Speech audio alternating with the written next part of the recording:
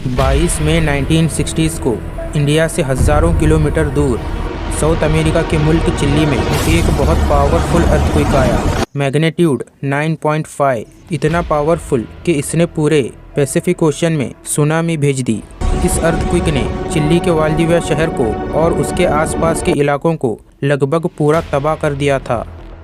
तकरीबन 20 लाख लोग इस भूकंप की वजह से बेघर हो गए थे और बहुत से लोगों की जानें भी गई।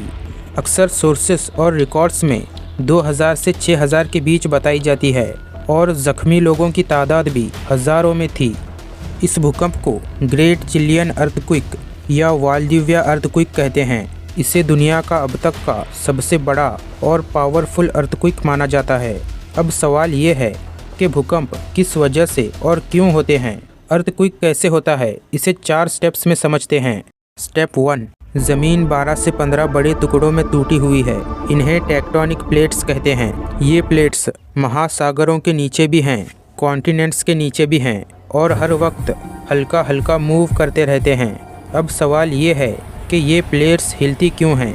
क्योंकि उनके नीचे मोल्टेन रॉक यानी पिघला हुआ पत्थर फ्लो करता रहता है और प्लेट्स उस फ्लो के साथ धक्का खाती रहती हैं। स्टेप 2, प्लेट्स जब टकराती हैं तो प्रॉब्लम शुरू होती है।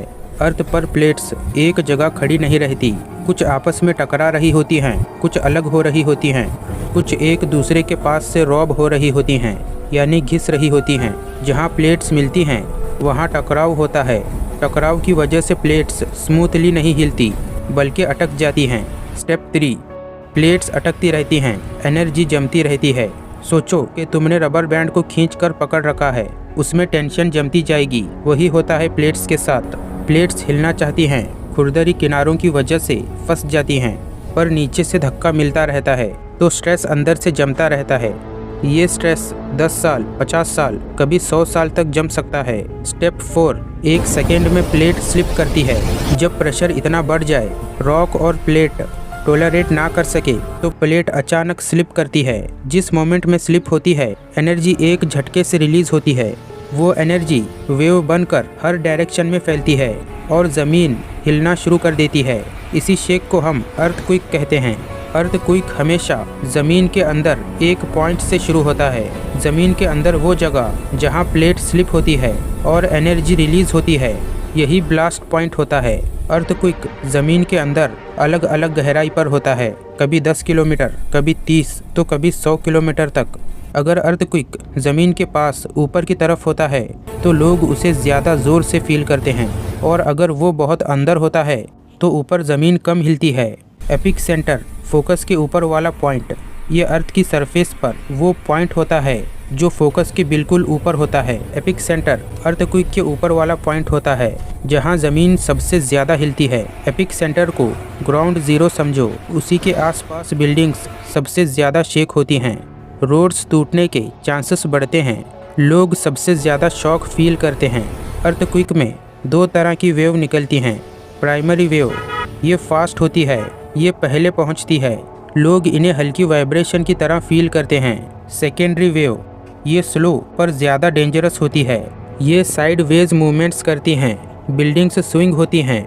दोनों वेव्स एपिक सेंटर से हर डायरेक्शन में फैलती हैं। जितना दूर जाओगे शेकिंग उतना कम हो जाएगी, यानी वेव्स दूर जाते जाते अपनी एनर्जी लूज़ कर देती हैं।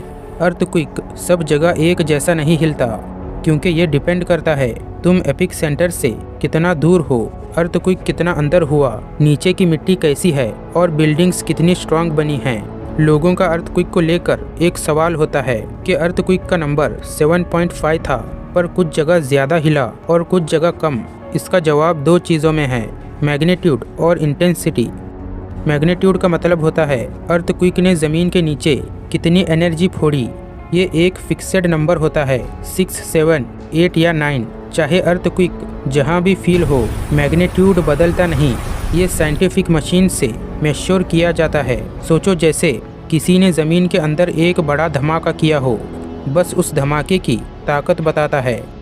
लेकिन इंटेंसिटी एकदम अलग चीज़ है। ये बताती है कि ज़मीन के ऊपर लोगों ने झटका कितना फील किया। ये हर एरिया में अलग होती है। कहीं बिल्डिंग्स सिर्फ हिलती हैं, कहीं ग्लासेस टूट जाते हैं और कहीं लोगों को हल्का सा वेव फील होता है। मतलब मैग्नीट्यूड बताता है अर्थक्वेक कितना स्ट्रांग था और इंटेंसिटी बताती है उसका असर लोगों पर कितना पड़ा। तो दोस्तों, आज आपने जान लिया कि अर्थक्वेक सिर्फ नंबर्स नहीं होते, बल्कि उनके पीछे एक पूरा साइंस छुपा होता है। अगर वीडियो पसंद आया हो तो लाइक ज़रूर करें और कमेंट में बताएं कि नेक्स्ट टॉपिक किस चीज़ पर समझना चाहोगे। मिलते हैं अगले वीडियो में, तब तक सेफ रहिए और सीखते रहिए।